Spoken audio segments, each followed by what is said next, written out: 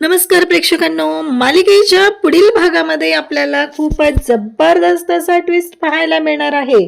कारण स्वानंदी आणि त्याचबरोबर समर या दोघांच्या प्रेमाची गाडी आता पुढे सरकणार आहे. स्वानंदी ऑफिसला निघालेली असते, खूप ट्रॅफिक असतं, बिचारी चालत घाईगडबडीत जात असते आणि त्याच वेळी शेजारून एक गाडी जात असते, ती म्हणजे समरची. आनंद तिथे गाडीत बसलेला असतो आणि आनंद स्वानंदीला पाहतो.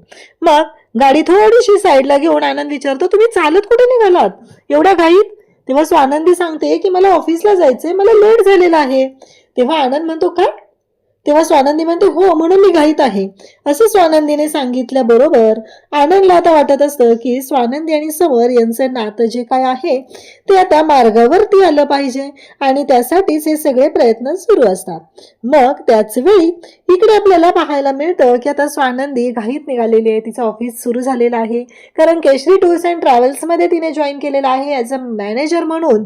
आणि स्वानंदीला या सगळ्या गोष्टी आता जेव्हा करते ती, तेव्हा तिची घाई गडबड घरातलं सगळं करत, हे सगळं सांभाळत ती आता पुढे चाललेली असते. परंतु आता स्वानंदीला उशीर झाला या गोष्टीचा आनंदला वाईट वाटतं. आणि ते वाईट वाटत नाही ते म्हणजेच या समरला त्या गोष्टीचं काहीच वाटत नाही. समर मात्र शांतच असतो. समर म्हणतो असतो ठीक आहे ना, त्यांना उशीर झालाय ते जात आहेत. तेवढ्यातच निकिता आता स्कूटरवरती निघालेली असते.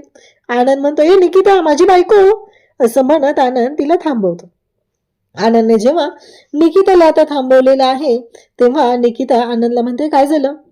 तेव्हा आनंद म्हणतो अगं तुला माहितीये का, स्वानंदीला ना ऑफिसला जायला खूप लेट झालंय आणि तिने ना चालत चाललेली आहे. तेव्हा निकिता म्हणते का चालत चाललीये? तेव्हा इकडे लगेचच आनंद म्हणतो की अगं मला काय वाटतं माहितीये का, तू गाडीत येऊन बस, या गाडीची स्कूटरची चावी आहे ना ती समरला दे, समर सोडेल तिला ऑफिसला.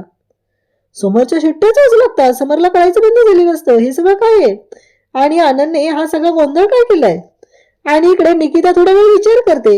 इकडे समर मात्र निकिताला म्हणत असतो की नको नको नको, नाही म्हण नाही म्हण.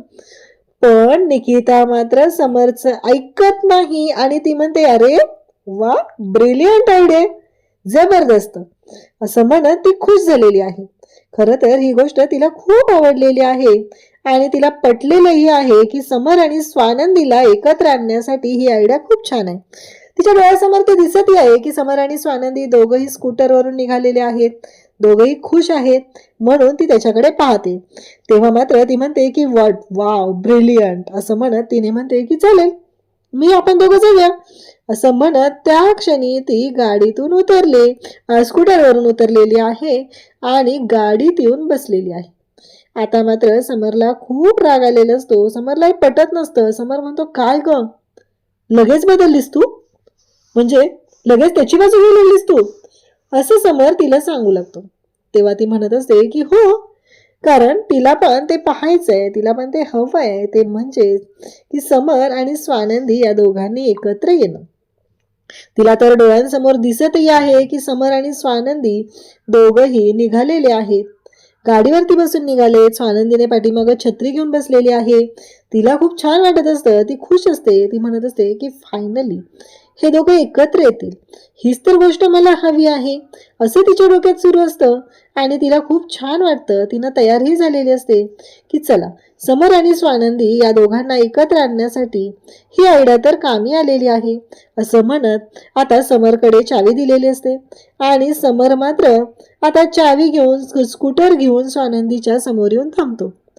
समरला स्कूटरवर बघून स्वानंदी तर शॉकच झालेली असते. एकतर समरने पिंक कलरचं हेल्मेट घातलेलं असतं. समर त्याच्याकडे पाहत राहते. समरला ती विचारते तुम्ही इथे कुठे? तेव्हा तो म्हणतो चला गाडीवर बसा, सोडतो तुम्हाला ऑफिसला. आणि स्वानंदी आणि समर यांच्या दोघांच्या प्रेमाची सुखी संसाराची गाडी सुद्धा आता याच मार्गावर धावणार आहे. त्यासाठी चॅनलशी कनेक्ट राहा. थँक्यू.